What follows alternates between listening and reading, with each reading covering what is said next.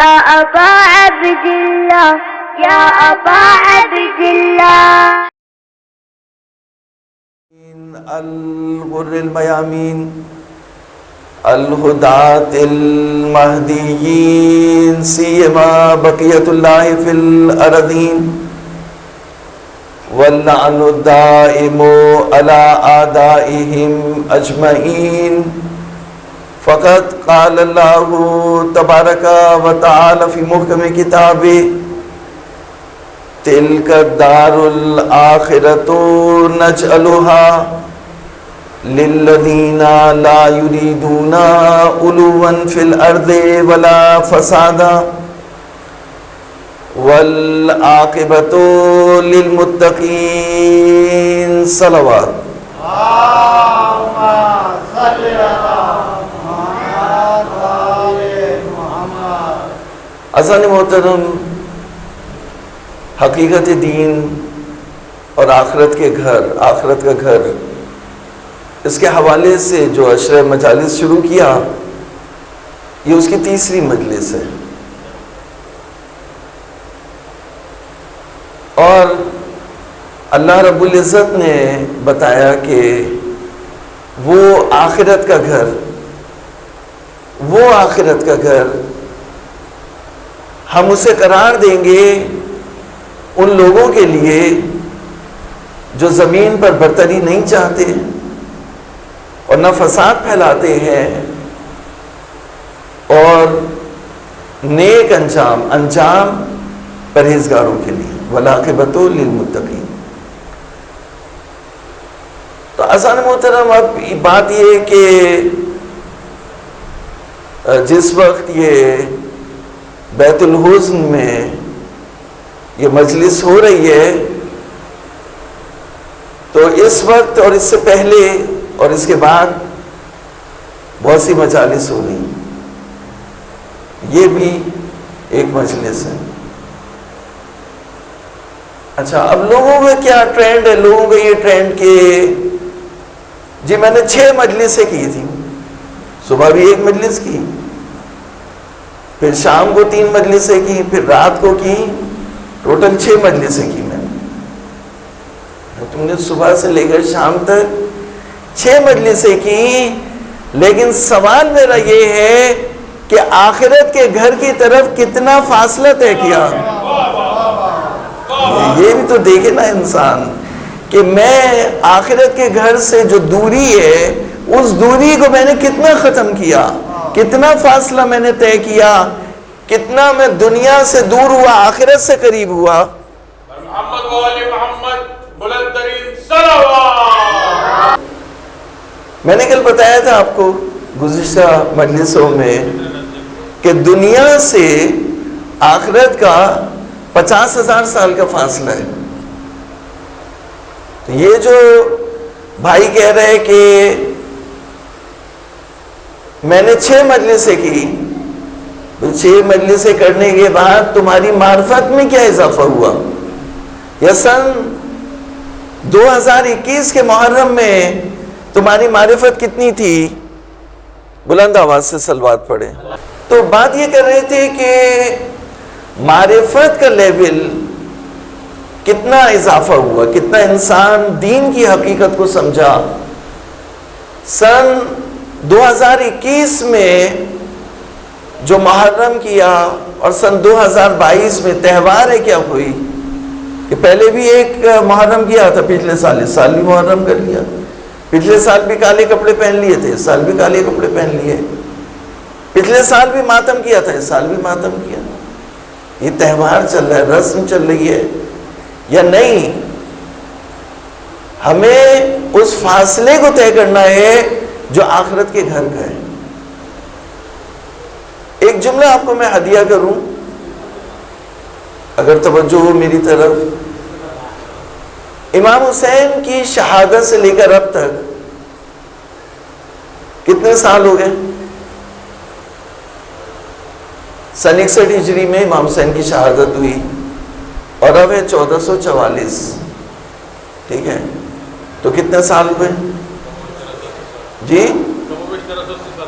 1380 سال. یہ بولنے میں ٹھیک ہے نا. 1380 نہیں ہوئے جی، یعنی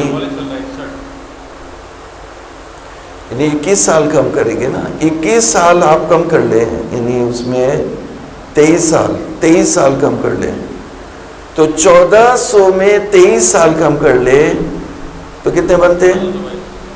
77، یعنی 1377 سال تقریباً، یعنی 1400 سال سمجھ لیں آپ، 23 سال کم. تو فاصلہ ہے کتنا، یعنی امام حسین سے ہمارا 1377 سال کا فاصلہ ہے یا نہیں ہے؟ یعنی 1300 سال کے بعد ہمارا باپ ہوتا،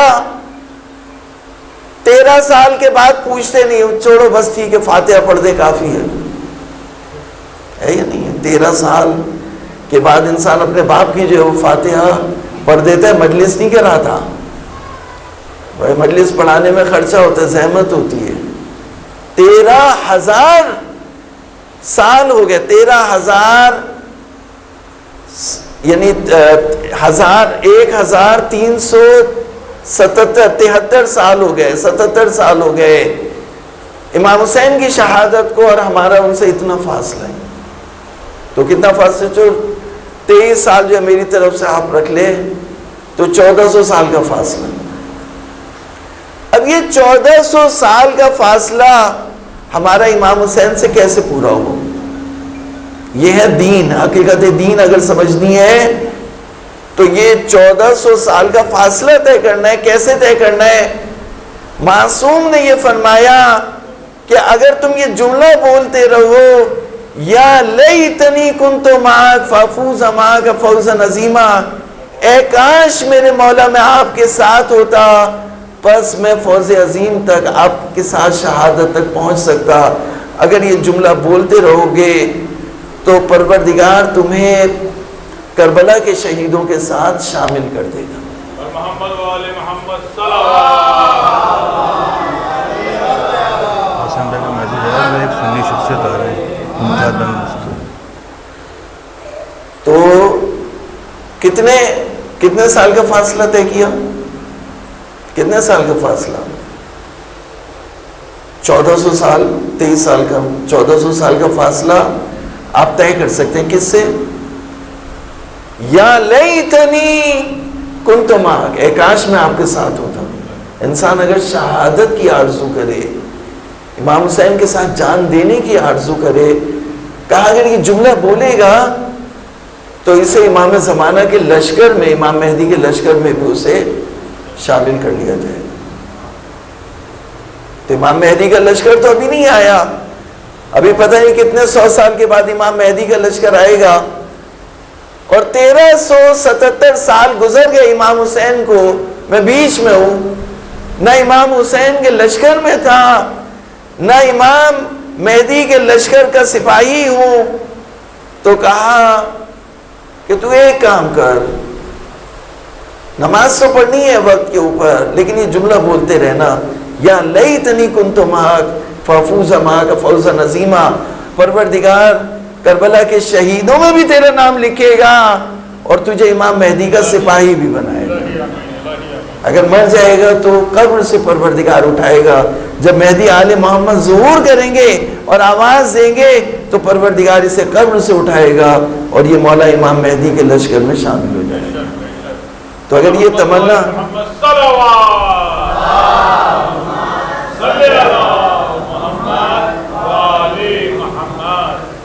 تمنا آپ کے دل میں ہے اور یہ حسرت آپ کے دل میں ہے اور یہ جملہ آپ بولتے رہیں گے تو پروردگار آپ کو کربلا کے شہیدوں میں بھی شامل کر لے گا، شہیدوں کا ثواب عطا کرے گا اور آپ کو لشکر امام زمانہ میں بھی شامل ہو جائیں گے.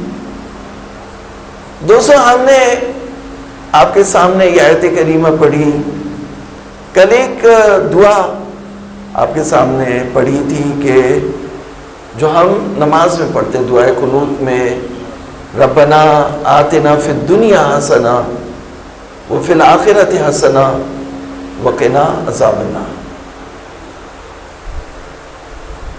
تو یہ جو دعا ہے یہ قرآن مجید نے تعلیم دی کہ پروردگار مجھے دنیا میں بھی حسن عطا کر، مجھے آخرت میں بھی حسن عطا کر، اور مجھے دوزخ کی آگ سے بچا لے۔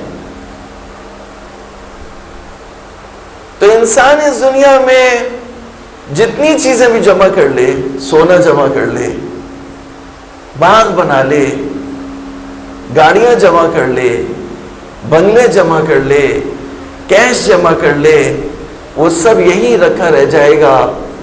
جب جائے گا تو صرف اسے کفن کے 2 ٹکڑے ملیں گے، ساتھ نہیں لے کے جائے گا۔ تو کہا کہ ایسی چیز پروردگار سے ایسی چیز مانگو جو ساتھ لے کے جاؤ۔ تو علی ابن ابی طالب کی محبت اور اہل بیت کی محبت وہ انمول چیز ہے جس کا کہا کہ تم دعا کرو کہ پروردگارہ مجھے دنیا میں بھی ان کی محبت عطا کر، آخرت میں بھی ان کی شفاعت عطا کر، اور مجھے دوزخ کی آگ سے بچا لے۔ صلوات پڑھیں محمد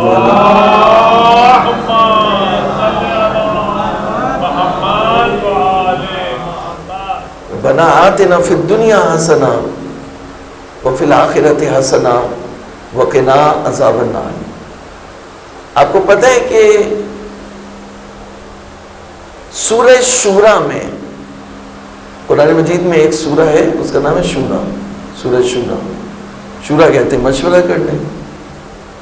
سورہ شورا میں ایک آیت کریمہ ہے جس میں اللہ نے اجر رسالت طلب کیا۔ جیسے آپ نے کہا کہ بھائی میں مکان بنانا چاہتا ہوں 1000 گز کا، آپ نے ایک ٹھیکیدار کو ٹھیکہ دیا، اس سے کہا ٹھیک ہے آپ مجھے کچھ پیسے دے دیں، کچھ پیسے اس کو دے دیے، کہا ٹھیک ہے باقی جب گھر بن جائے گا تب میں مزدوروں کی اجرت اس وقت لوں گا۔ تو اب گھر بن کے تیار ہو گیا۔ تو جب گھر بن کے تیار ہو گیا تو اب ٹھیکیدار نے کہا کہ میرا پیسہ مجھے دو۔ تو پیسہ دینا پڑے گا نہیں دینا پڑے گا؟ تو رہنے نہیں دے گا وہ۔ ایک دفعہ وہ ایک کام کرنے والا تھا، اس نے میرے گھر میں شیشہ لگایا، بہت بڑا سا شیشہ لگایا، تو میرا اس سے پھڈا ہو گیا پیسے کے معاملے میں۔ تو بولا نہیں اتنے پیسے دو، میں نے کہا نہیں اتنے پیسے نہیں، اتنے پیسے ہوں گے۔ تو اس کو غصہ آیا، بولا میں یہ شیشہ اکھاڑ کے لے کے جا رہا ہوں۔ میں نے کہا لے جا تو اکھاڑ کے۔ جس نے گھر بنایا ہے اگر اسے اس کے پیسے نہیں ملیں گے تو وہ گھر کو خراب بھی کر سکتا ہے۔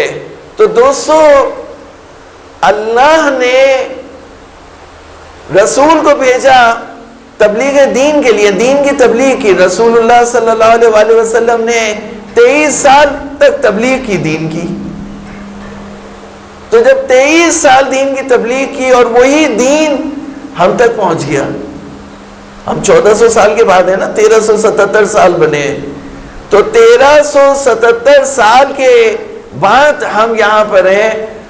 تو حضور نے ایسا دین پھیلایا کہ ہم تک بھی پہنچ گیا۔ پہنچا نہیں پہنچا، سننا ہے یا جاگنا ہے یا سو رہے ہیں مجھے نہیں پتا۔ بلند آواز سے ایک مرتبہ صلوات پڑھیں۔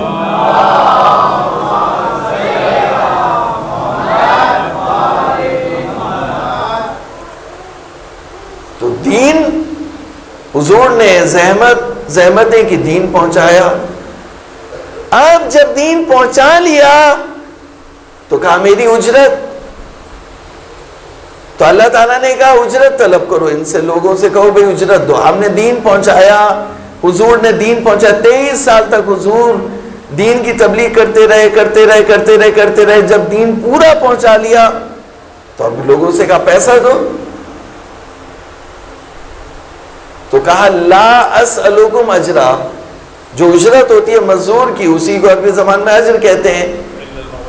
تو کہا لا اسألکم علیہ اجرا الا المودۃ فی القربى۔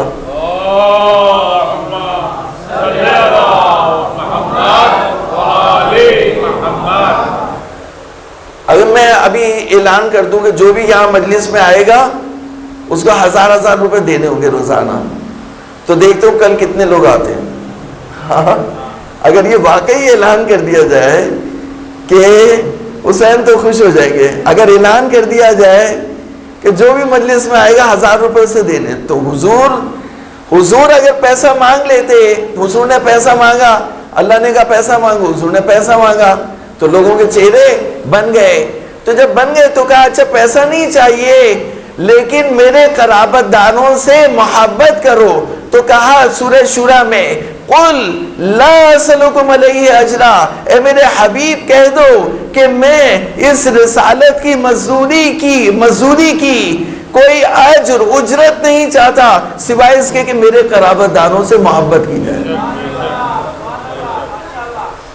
تو اس کے بعد پھر آیت آگے بڑھی جو میں یہاں سے لنک کرنا چاہتا ہوں اس دعا سے جو آپ کرتے ہیں ربنا آتنا فی الدنیا حسنہ وفی الآخرۃ حسنہ وقنا عذاب النار. ٹھیک ہے نا، اس سے ملانا ہے. تو آیت آگے بڑھی وَمَن يَقْتَرِفْ حَسَنَةً نَزِدْ لَهُ مِنْهَا حُسْنًا. مَن يَقْتَرِفْ حَسَنَةً یعنی کہا پہلے اعلان کیا کہ جس نے رسالت دین کو قبول کیا ہے اور ہمارے رسول نے تم پر جو ہے وہ تبلیغ کی ہے اس کے پیسے دو. تو لوگوں کے چہرے اتر گئے، اب تو پیسہ بھی دینا پڑے گا. تو کہا نہیں اچھا ٹھیک ہے پیسہ نہیں دینا، صرف یہ کہ ہمارے رشتہ داروں سے محبت کرو. تو ہمارے رشتہ داروں سے محبت کرو. تو اس کے بعد آیت آگے بڑھی. وہ جملہ آپ کو ہدیہ کرنا چاہتا ہوں، ذہن یہی رکھیے گا میرے ساتھ. میں یقترف حسنتاً جو نیکی کمائے گا ہم اس کی نیکی کو کئی برابر کر دیں گے. تو اللہ رب العزت نے اپنی کتاب میں پہلے اجر رسالت مانگا، پھر کہا کہ اجر رسالت میرے قرابت داروں سے محبت ہے. اجر رسالت یہ ہے کہ میرے رشتہ داروں سے محبت کرو. اور پھر اس کے بعد یہ کہا کہ اگر کوئی نیکی کمائے گا تو ہم اس کی نیکی کو کئی برابر کر دیں گے. تو اس سے ثابت ہوا کہ قرآن کی نظر میں سب سے بڑی نیکی اہل بیت سے محبت کرنا ہے. صلوات پڑھ دیں محمد والے محمد.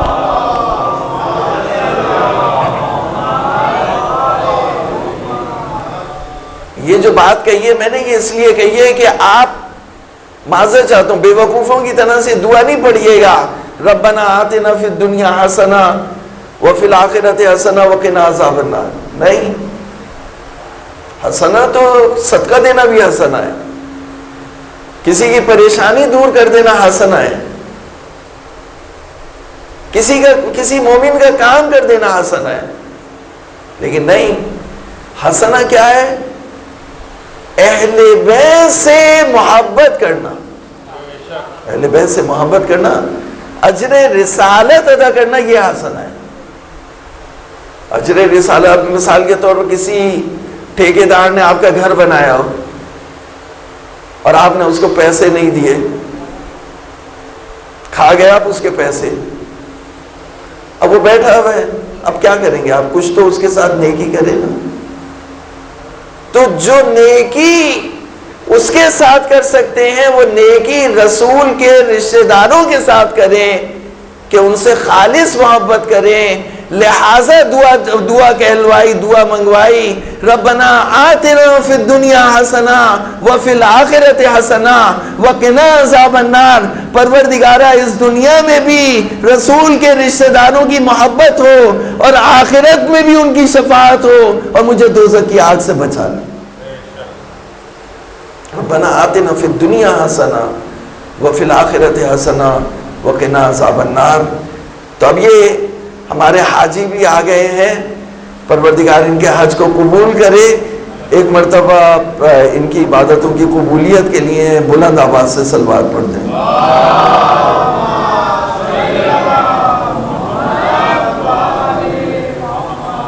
اللہ تعالیٰ آپ کو بھی حج نصیب کرے. یعنی یہ اتنی کمزور صلوات آپ بھیج رہے ہیں، بلند آواز سے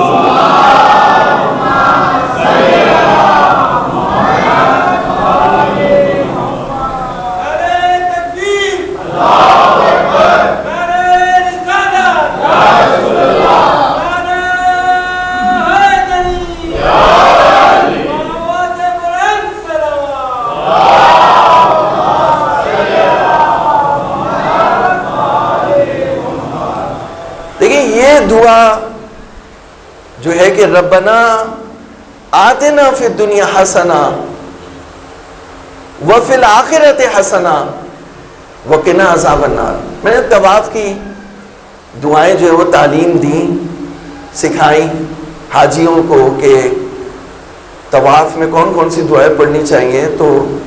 تو ایک جو اذکار ہیں سبحان اللہ والحمد للہ ولا الہ الا اللہ واللہ اکبر. اب غور سے سنیے گا.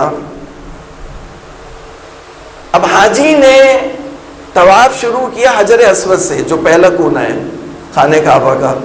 اور یہ میری بات جو ہے وہ حاجی جو آئے ہیں یہ میری بات زیادہ سمجھ رہے ہوں گے، اور پروردگار عالم آپ سب کو بھی نصیب کرے. تو وہ طواف کرتا ہوا آیا دوسرے کونے پہ رکن عراقی پہ، پھر اس کے بعد آیا حتیم سے باہر سے ہوتا ہوا وہ آیا رکن شامی پر. رکن شامی کے بعد وہ آیا رکن یمانی پہ جو چوتھا کونا ہے خانہ کعبہ کا.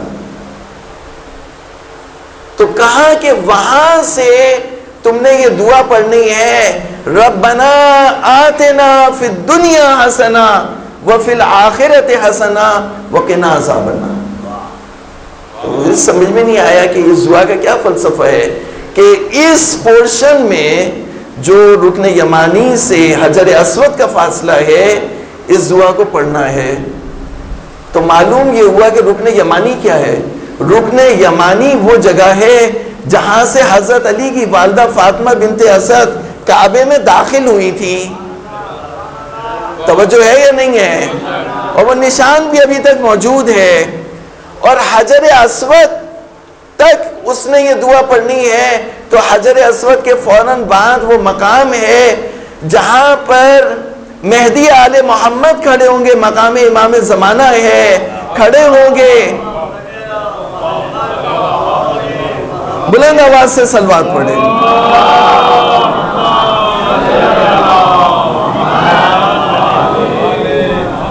یعنی جہاں سے پہلے امام کی والدہ اور پہلے امام خانہ کعبہ میں وارد ہوئے اور خانہ کعبہ سے باہر آئے وہ ایریا، اور جہاں پہ 12ویں امام سے بیعت ہوگی اور آپ تشریف فرما ہوں گے اس فاصلے میں یہ دعا پڑھنی ہے ربنا آتنا فی الدنیا حسنہ وفی الآخرۃ حسنہ وقنا عذاب النار. تو معلوم ہوا کہ یہ حسنہ نہیں ہے مگر اہل بیت سے محبت.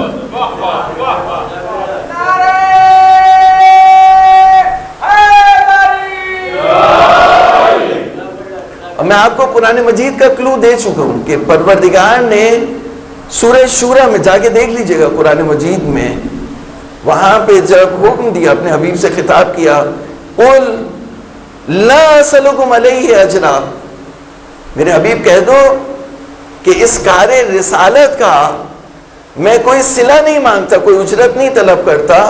مزدور جب مزدوری کرتا ہے تو اس کے بعد اپنی اجرت طلب کرتا ہے. سرکار نے 23 سال تک مزدوری کی اور دین الہی کو پہنچایا، تو میں اس کا کوئی مزدوری تم سے نہیں مانگتا، کوئی صلہ نہیں مانگتا سوائے اس کے کہ میرے رشتہ داروں سے محبت کی جائے. اور اس کے بعد پھر قرآن مجید نے اسی سورہ شورى میں اجر رسالت کے بعد کہا من یقترف حسنۃ، اگر کوئی نیکی کمائے گا تو اس کے اس سے ثابت ہوتا ہے کہ قرآن کی نظر میں نیکی کمانا اجر رسالت ادا کرنا ہے، یعنی نبی کے رشتہ داروں سے محبت کرنا. محمد وآل محمد صلوات.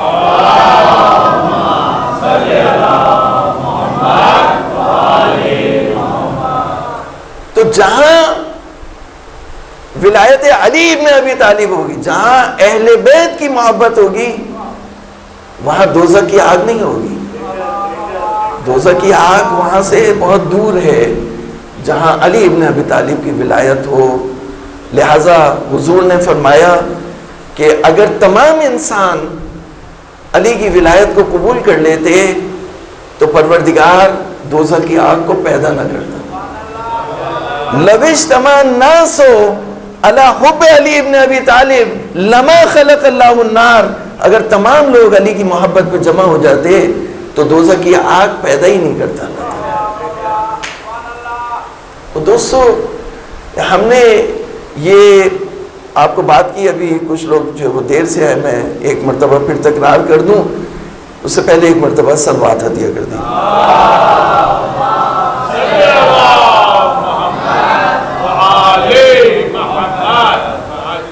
دیکھیں مجلسیں بہت ہو رہی ہیں اور سب ماشاءاللہ سے مومنین شرکت کر رہے ہیں. تو ہم لوگ کہتے ہیں جی میں نے جو 5 مجلسیں کی, کسی نے کہا میں نے 6 مجلسیں کی, کسی نے کہا میں نے 7 مجلسیں کی. تو بحث یہ نہیں ہے کہ کتنی مجلسیں کی, بحث یہ ہے کہ جو آخرت کا گھر ہے اس سے جو میرا فاصلہ ہے وہ فاصلہ میں نے کتنا طے کیا. آخرت کے گھر سے جنت سے میں کتنا قریب ہوا, دوزخ سے میں کتنا دور ہوا, معرفت میں میری کتنا اضافہ ہوا. یہ جب تک انسان, اور پھر دیکھیے مجلس میں شرکت کرنا اور ہے اور عزاداری کو قائم کرنا اور ہے. جہاں پر عزاداری کی زیادہ ضرورت ہو وہاں انسان بیٹھے تو وہ زیادہ قریب ہے امام حسین سے بنسبت اس کے کہ جہاں پہلے سے عزاداری کی رونق ہے, اگر وہ بھی وہاں جا کے بیٹھ جائے تو اس میں بھی ثواب ہے, لیکن ثواب کم ہے. وہاں زیادہ ثواب ہے جہاں وہ عزاداری کو قائم کرے. تو پروردگار آپ کی عبادتوں کو قبول فرمائے. بلند آواز سے صلوات پڑھیں.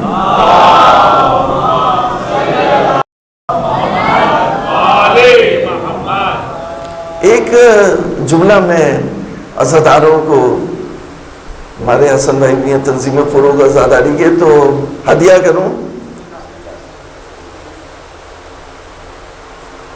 عزادار امام زین العابدین سے, جو امام حسین کے بیٹے تھے, 35 سال امام کے بعد جو ہے وہ واقع کربلا کے بعد امام زین العابدین امام حسین کے بیٹے حسین ابن علی ابن الحسین, تو علی ابن الحسین امام زین العابدین 35 سال واقع کربلا کے بعد زندہ رہے. ایک نسل کو آپ نے بڑا کیا. اب دیکھیے بہت ساری باتیں میں اس میں جو وہ نہیں جانا چاہتا, لیکن امام زین العابدین نے جو 2 بنیادی چیزیں اپنے ماننے والوں کے لیے چھوڑی وہ کیا تھیں؟ 2 بنیادی چیزیں ہیں جو امام زین العابدین چھوڑ کے گئے اپنے ماننے والوں کے لیے. ایک عزاداری ہے, امام حسین کی عزا کو قائم کرنا, اور دوسرا ہے نماز کو قائم کرنا.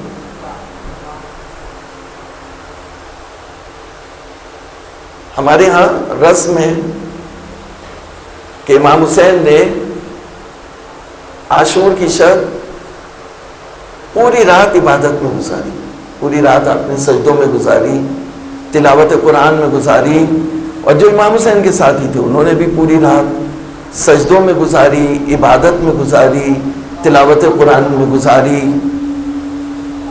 اور یہ رسم ہمارے ہاں چلتی ہے کہ شب عاشور ہم پوری رات جاگ کے گزارتے ہیں اور عبادت میں گزارتے ہیں. تو ہم نے اس طرف تو توجہ کی کہ امام حسین نے شب عاشور کو 10ویں رات کو جاگ کے گزارا, لیکن توجہ نہیں کرتے کہ 11ویں رات سید سجاد نے جاگ کر گزاری. ساری رات سجدے کرتے رہے, عبدن عبدا لا الہ الا اللہ, عبدن عبدا لا الہ الا اللہ, عبودیتاً و رقا, لا الہ الا اللہ حقاً حقا. تو ہمیں امام حسین کے سجدے یاد, لیکن سید سجاد کے سجدے بھی تو دیکھیں, جلی ہوئی رات پہ سجدے کرتے ہیں. امام حسین نے خیموں کے اندر سجدے کیے, لیکن سید سجاد جلی ہوئی راکھ پر سجدے، ساری رات سجدے پہ.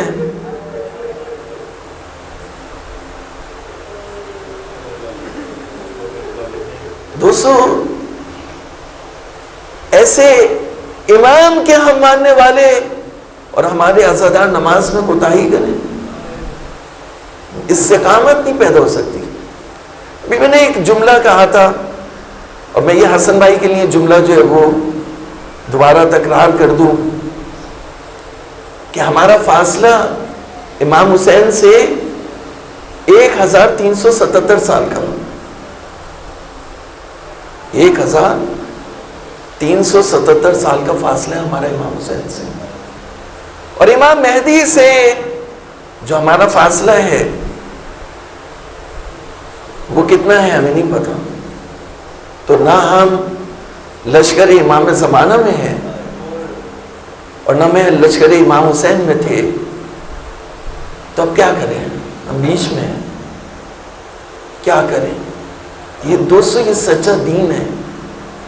اگر آپ اس پہ عمل کریں، اگر سچائی کے ساتھ آپ عزادار بن جائیں اور اہل بیت کی تعلیمات پر عمل کریں. اہل بیت نے کہا کہ نماز کے بعد یہ جملہ کہنا، یا لیتنی کنت معک فافوز معک فوزا عظیما. بولا کاش میں کربلا میں آپ کے ساتھ ہوتا تو میں آپ کے ساتھ شہادت عظمی پر فائز ہو جاتا. آپ کے رکاب میں، آپ کے قدموں میں اپنی جان آپ پر قربان کر دیتا.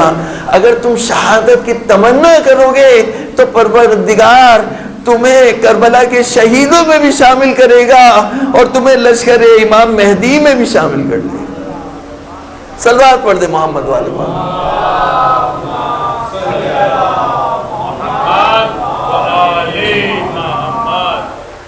دوستو امام زمانہ کے لشکر میں اگر شامل ہونا ہے تو کمزور صلوات نہیں ہوگی، بلند آواز سے صلوات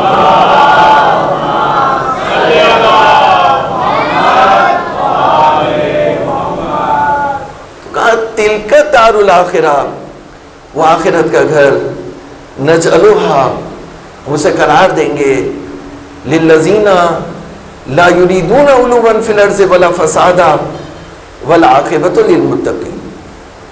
وہ آخرت کا گھر جو 50,000 سال کے فاصلے پر ہے،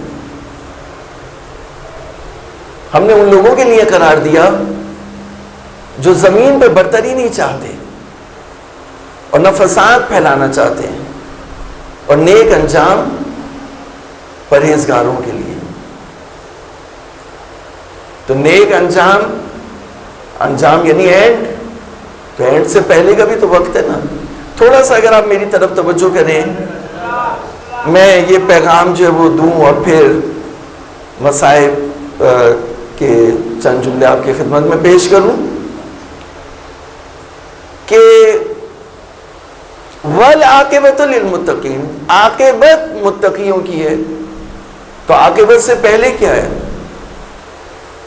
عاقبت سے پہلے دربدری ہے متقیوں کے لیے.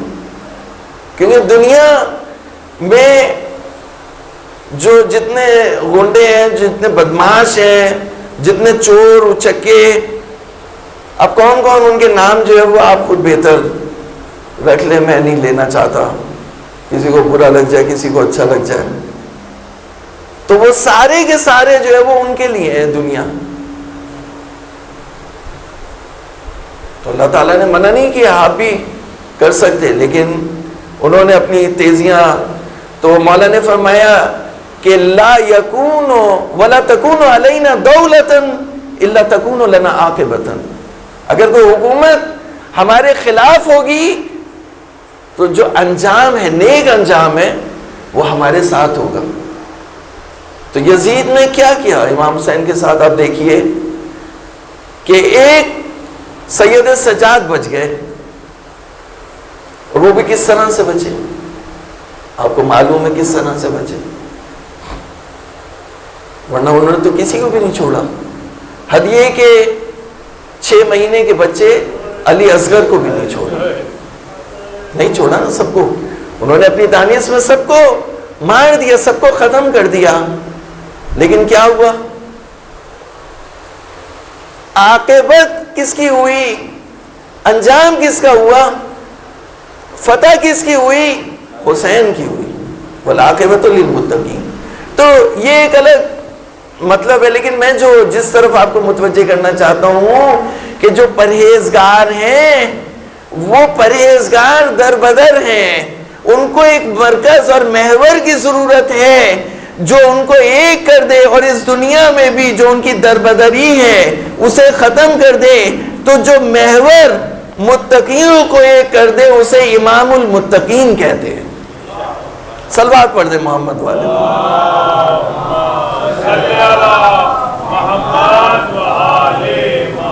اگر یہ بات سمجھ میں آئی ہے تو ایک اور مرتبہ صلوات پڑھ.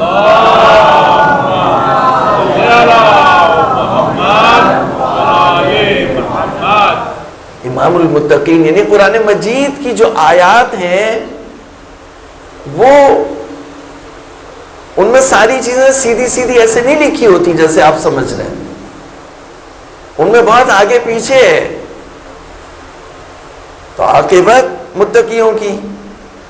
لیکن اب مسئلہ یہ ہے کہ بہت سے لوگ اس منبر پر قرآن کی آیتیں غلط پڑھ رہے ہیں، غلط معنی لے رہے ہیں، اس سے غلط تفسیر کر رہے ہیں، غلط تعویل کر رہے ہیں.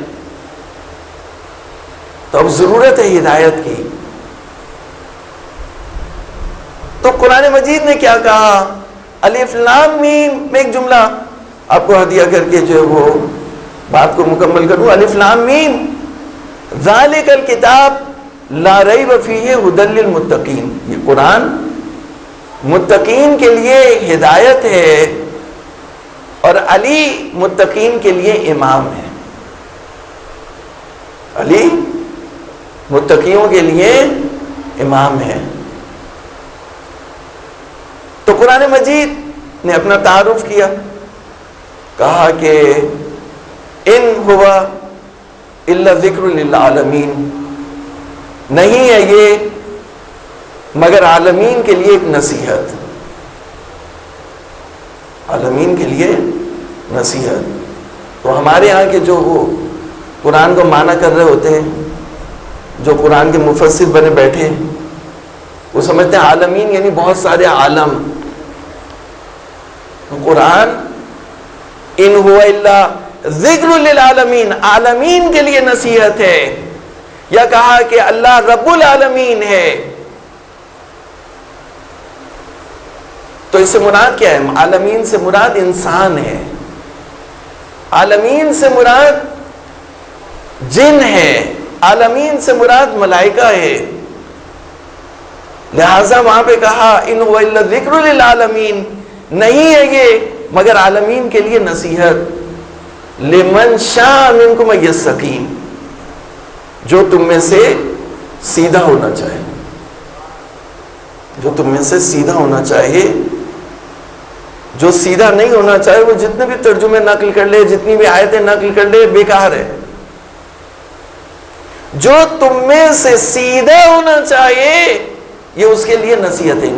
الا ذکر للعالمین لمن شاء منکم ان یستقیم. تو عزیزو اب ایک جملہ میں ہدیہ کروں کہ قرآن ذکر للعالمین اور پیغمبر رحمت للعالمین اور فاطمہ زہرا سیدۃ نساء العالمین.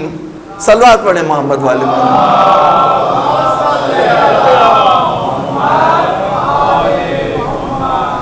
فاطمہ سیدۃ نساء العالمین. تو میں نے آپ کی خدمت میں گزشتہ دنوں حدیث ثقلین پڑھی تھی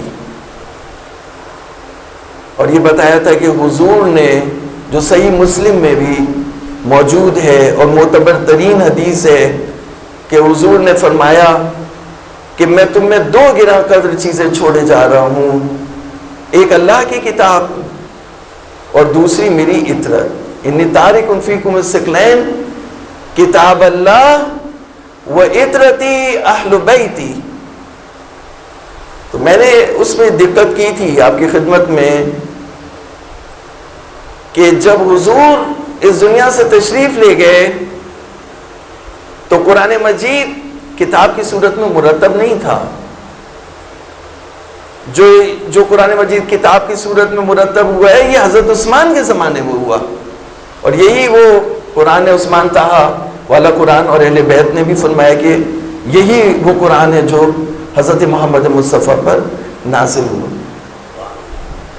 تو جب حضور چھوڑ کے گئے تھے تو قرآن تو کتاب کی صورت میں نہیں تھا. اب قاری کے سینے میں کسی نے کچھ حفظ کیا ہوا, کسی نے کچھ حفظ کیا ہوا, کہیں ہرن کی کھال میں کچھ لکھا ہوا, کہیں کچھ اور لکھا, تو بکھرا ہوا تھا. تو سمٹا ہوا کہاں تھا؟ تو وہ واحد شخصیت جہاں پہ قرآن اور اطرت جمع ہوتا ہے وہ علی ابن ابی طالب ہے, کہ علی کے سینے میں پورا قرآن بھی تھا اور علی اطرت کے بھی نمائندے تھے. تو جہاں قرآن اور اطرت جمع ہوتے ہیں وہ اس شخصیت کو کہتے ہیں علی ابن ابی طالب. محمد والے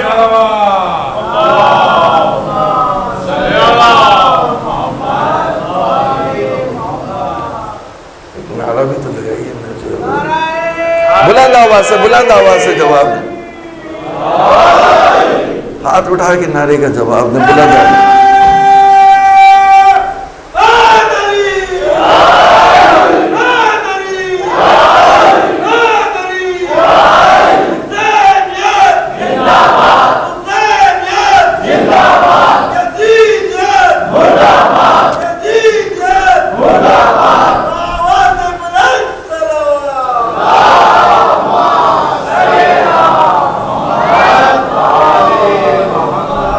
تو دیکھیے پورا کا پورا حقیقت دین اور آخرت کا گھر, یہ میرا موضوع ہے.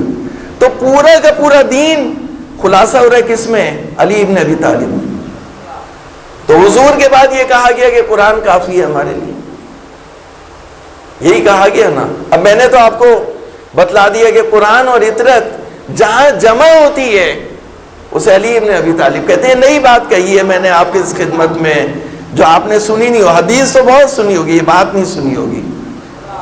اب بات جو ہے وہ آگے بڑھا رہا ہوں میں کہ یہ کہا گیا کہ قرآن کافی ہے. تو اب یہ میرا لنک ہوگا, لیکن میں اشارہ کر کے جو ہے وہ مصائب کی طرف آؤں گا اور کل اس واقعے کو پڑھوں گا, اور آج اس کی طرف صرف اشارہ کروں گا کہ حضور اپنے وصال سے پہلے آخری سال میں مدینے میں موجود ہیں, اور کرسچنز کا ایک بہت بڑا ڈیلیگیشن نجران سے, جو یمن کا علاقہ ہے, یمن اس زمانے میں بہت بڑی تہذیب تھی, تو وہاں سے ایک ڈیلیگیشن آیا اور حضور نے انہیں مسجد میں رہنے کی اجازت دی اور عبادت کرنے کی بھی اجازت دی. تو وہ ناقوس بجاتے تھے اور اس کے بعد پھر عبادت کرتے تھے. تو صحابہ کرام نے دیکھا کہ مسجد میں تو ناقوس بج رہی ہے اور مسیحیوں کی عبادت ہو رہی ہے. کہا یا رسول اللہ آپ کی مسجد میں؟ کہا ہاں میں نے اجازت دی, اجازت دی. تو کہا کہ وہ آئے بات چیت ہوئی, کہا آپ کی دعوت کیا ہے؟ کہا میری دعوت یہ ہے کہ اشہد ان لا الہ الا اللہ, میں گواہی دیتا ہوں کہ اللہ کے سوا کوئی معبود نہیں ہے اور عیسیٰ اللہ کے بندے ہیں اور رسول ہیں. انہوں نے کہا کہ عیسیٰ اللہ کے بندے اور رسول ہیں تو ان کا باپ کون ہے؟ اگر باقی نبیوں کی طرح سے باقی بھی نبی تھے, اللہ کے نبی تھے اور اللہ کے بندے تھے, تو ان کا تو باپ تھا, اور عیسیٰ کا کوئی باپ نہیں ہے. تو کہا ان کا باپ کہاں ہے؟ تو یہاں پہ جو حضور چپ ہو گئے. اب حضور انتظار کر رہے تھے کہ وہیں سے جواب آئے. تو قرآن سے جواب آیا جو آل عمران کی آیت نمبر 59 ہے, اور جواب یہ آیا کہ ان مثل عیسیٰ عند اللہ کمثل آدم خلقہ من تراب ثم قال له کن فیکون. عیسیٰ کی مثال آدم کی طرح سے ہے کہ پروردگار نے آدم کو مٹی سے پیدا کیا اور اس کے بعد کہا کہ ہو جا, اور وہ ہو گیا. تو کن فیکون سے اس کو زندگی عطا کی.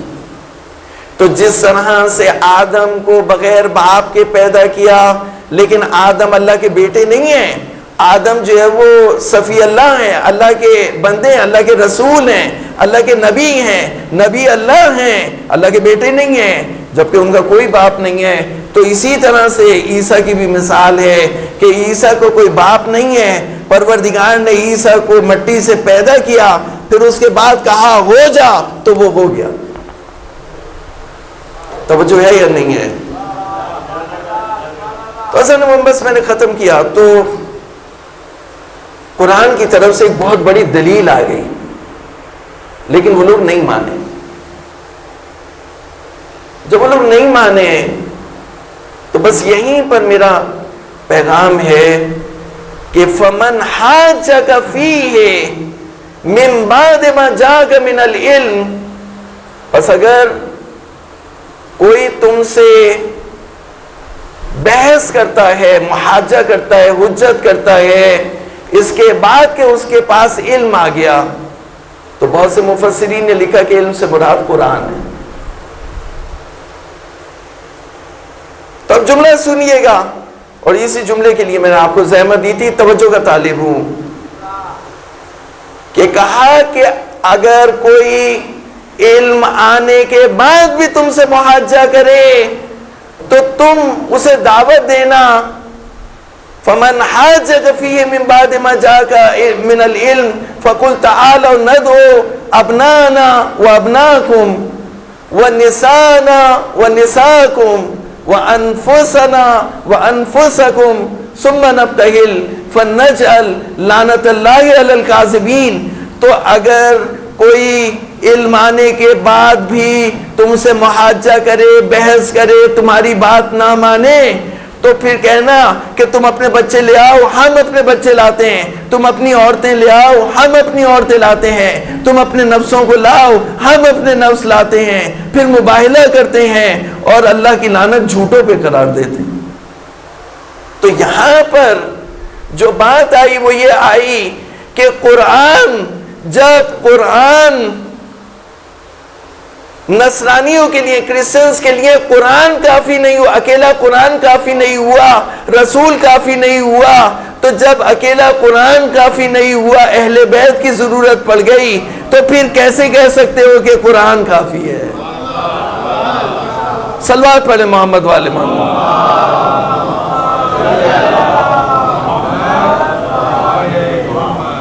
اگر قرآن کافی ہوتا تو فاطمہ زہرا کو حضور مباہلے کے میدان میں نہیں لے کے آتے۔ یعنی اکیلے رسول بھی کافی نہیں ہے، علی بھی کافی نہیں ہے۔ دیکھیے 3 طاقتیں تھیں نا مسلمانوں کی دشمن، ایک مکے کے مشرک تھے، دوسرے یہودی تھے، اور تیسرے نصرانی کرسچنز۔ تو مشرکوں کو بھی زیر کر لیا، نصرانیوں یہودیوں کو بھی زیر کر لیا، خیبر بھی زیر کر لیا علی نے۔ لیکن جب نصرانیوں کی باری آئی تو اب اکیلے رسول اور علی بھی کافی نہیں ہے۔ تو جب اکیلے رسول اور علی بھی کافی نہیں ہے، قرآن بھی نہیں ہے، کافی نہیں ہے، تو پھر فاطمہ زہرا کی ضرورت پڑی، پھر حسن و حسین کی ضرورت پڑی، پنجے تن کی ضرورت پڑی۔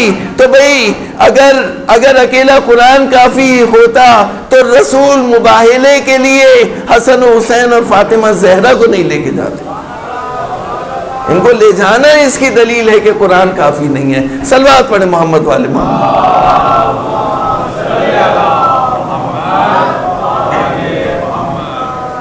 دوستو بس زحمت تمام۔ تو قرآن خلاصہ ہوتا ہے علی ابن ابی طالب،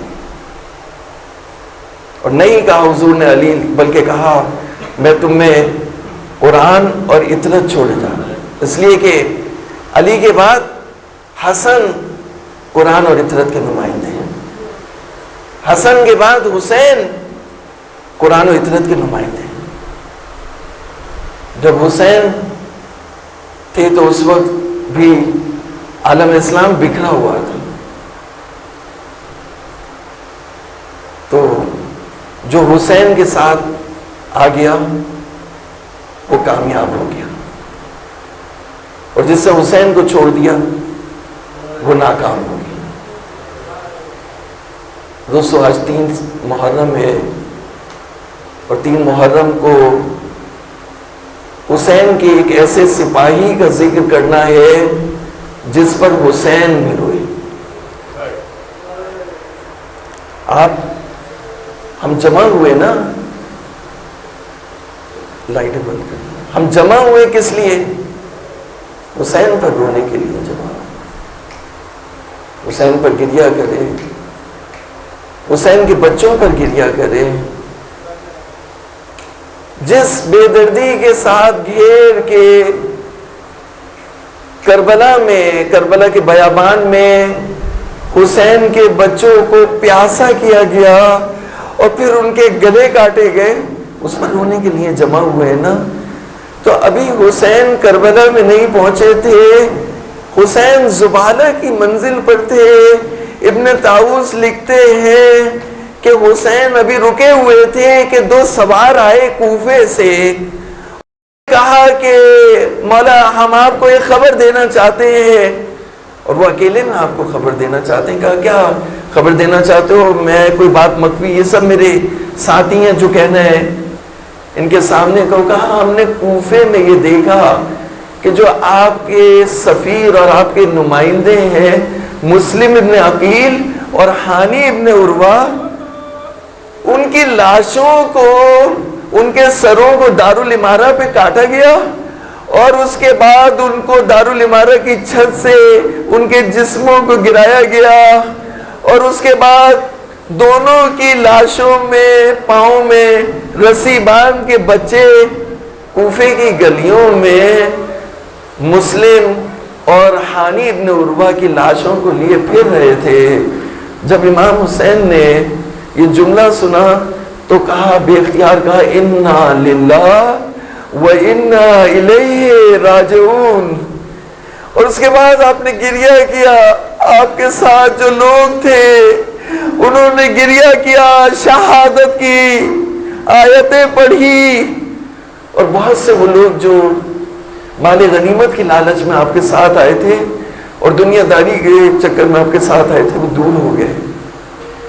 امام حسین خیمے سے اٹھے, ایک مرتبہ بیویوں کے خیام کی طرف بڑھے اور آواز دی بہن زینب کو.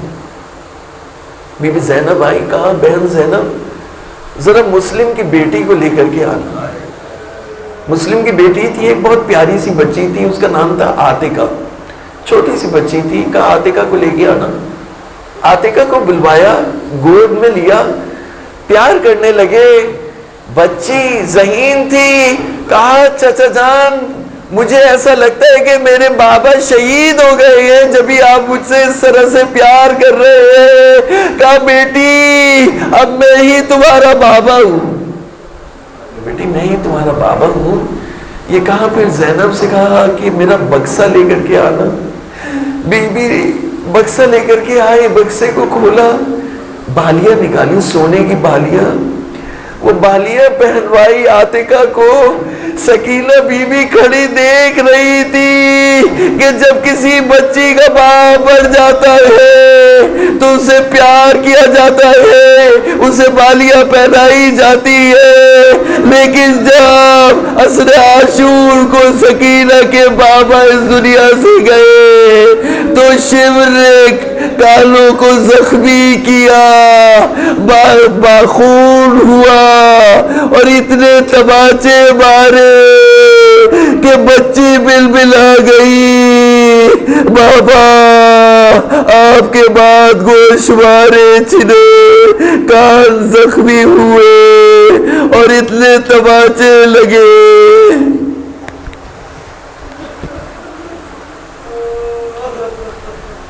لعنت اللہ علی القوم الظالمین.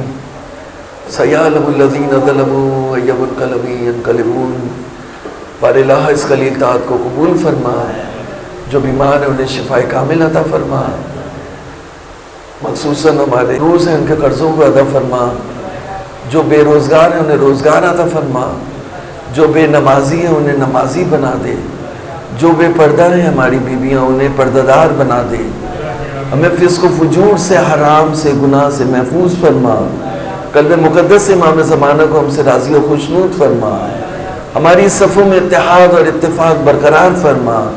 ہمیں امام حسین کی عزاداری میں استقامت دکھانے کی توفیق عطا فرما، امام کے ظہور میں تاجیل پاکستان کو ترقی استقامت عطا فرما، ہماری افواج کو دہشت گردی کو اس ملک سے ختم کرنے میں ان کی توفیقات میں اضافہ فرما، ہمارے ملک کو سازشوں سے محفوظ فرما، امن و امان کو برقرار فرما، اس ملک میں پرچم عباس کو، پرچم توحید کو، پرچم رسالت کو سربلند فرما، پرچم کفر و شرک و نفاق کو سرنگوں فرما، اپنی آخری اجرت کے ظہور میں تعجیل فرما، ان کے آبان و انسان میں قرار دے۔ ربنا تقبل منا انک انت السمیع العلیم وبرحمتک یا ارحم الراحمین۔ ماتم حسین۔